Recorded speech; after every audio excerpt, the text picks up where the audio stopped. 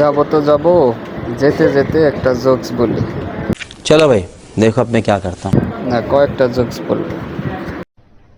अरे कहना क्या चाहते हो? তো ডাক্তারের কাছে গেছে, বলতেছে ডাক্তার সাহেব আমার স্মৃতিশক্তি নাই, স্মৃতিশক্তি বাড়ানোর জন্য কিছু একটা বলেন অথবা ওষুধ দেন। ডাক্তার বলতেছে আসলে তো এটা ওষুধের দ্বারা না, তুমি বাদাম খেলে বাদাম ভিজাই রেখে খাবা, ডেইলি দেখবা যে তোমার স্মৃতিশক্তি হইতেছে। তা আমি যাই জিজ্ঞেস করছি, কিরে বন্ধু, বন্ধু আমার তোমার মন খারাপ কেন?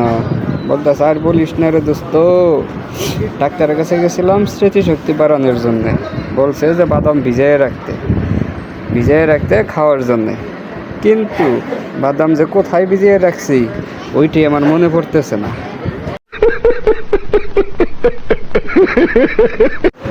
প্রতিবেশীর দুষ্ট এক ছেলেকে জিজ্ঞেস করলাম ওয়াইফ এবং ওয়াইফাই এর মধ্যে পার্থক্য কি?